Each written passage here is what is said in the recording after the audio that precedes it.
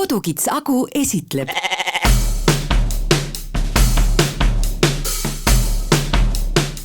Nii kõrget rukist ei ole mina oma elu sees näinud kui siin Väike-Maarjas Kaarli talus. No vaadake, peaaegu 2 meetrit. Nimelt härra Berg tegi sellest kunagi leiba, aga ühtlasi tegi ka katuseid.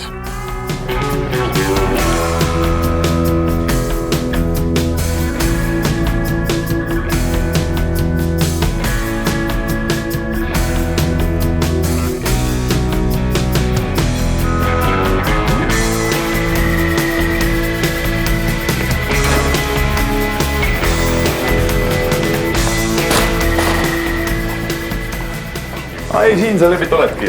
Ja. Millega tegeled? Lõpetasin sorteerimise ja võtan sõelad välja ja puhastan ära ja... Mis masin see on üldse on? See on sorteer. Sorteer? Absoluutselt. Kõik teraviljad, mida me siin jahvatame veskis, käivad sorteerist läbi enne, et saaks puhtaks. Kivid, tolmu. Kas see sõel on... Sõelad on erinevad. Erinevate suurustega? Jaa. No, mille sõel see on? See on nüüd... Rukkil on kõigepealt on üks jämesõel, mille peale jäävad siis igasugused kõrred ja suuremad asjad. Sellega püütakse need kinni ja siis allapoole jääb siukene peenem sõel, mis on juba välja võetud nüüd. Ja sinna peenema sõela peale jääb siis rukkitera püsima ja sealt läbi läheb nüüd liiv juba. Ja mida teevad harjad? Harjad puhastavad sõela. Harjad puhastavad sõela. Kas avatud talude päevadel on võimalik ka selle masina tööd näha näiteks? Kindlasti pannakse seda tööle.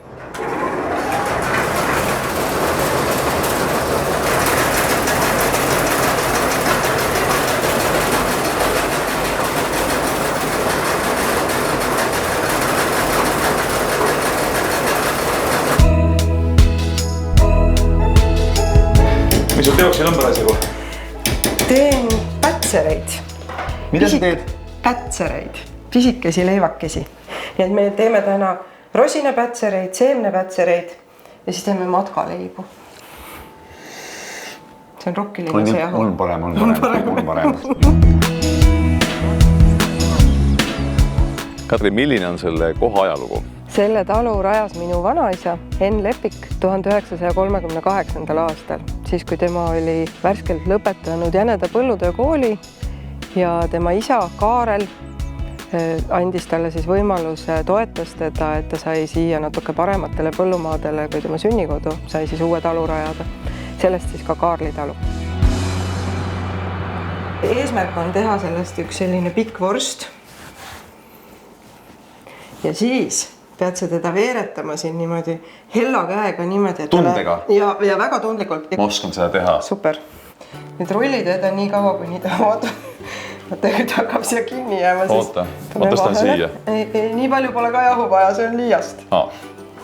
Ja siis on sul nüüd vaja nuputada välja, kuidas jagada see 10. Üks matkaleib. Teine. 3. 4. ja 5. Olgu väga. Ja vaja nad lapikuks vajutada. Kas sa tahad teha seemne või rosinapätseri? Seemne. Palun. Sega nüüd siia sisse ühe käega.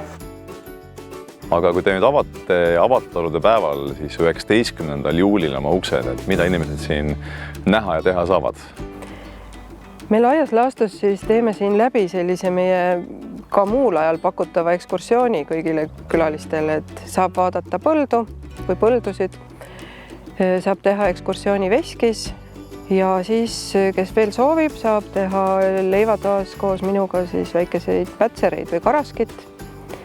Ja siis meil on kindlasti ka selliste oma talu asjadega puhvet ja väike müügipunkt, et saab kõike kaasa osta ja koha peal ka süüa. Muidugi meie kõige suurem atraktsioon on praegu sangaste rukki taustal pildistamine, et sellist asja saabki ainult kord aastas. Lembit, nüüd me oleme siis Kaarli talu südames, mis on veski ja mul on üks küsimus sulle. Minu käes on kaer, terana ja siin on juba helves. Täpselt. Kuidas helves tekib? Kaer lastakse 2 rulli vahelt läbi. Rullid pressivad tera helbeks. Nii lihtne see ongi.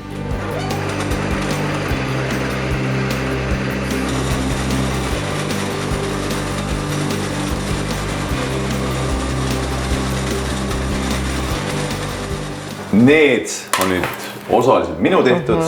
Siin on rosinaleib, rosinapätser. ja siin on sinu segatud taina. Minu pätserit.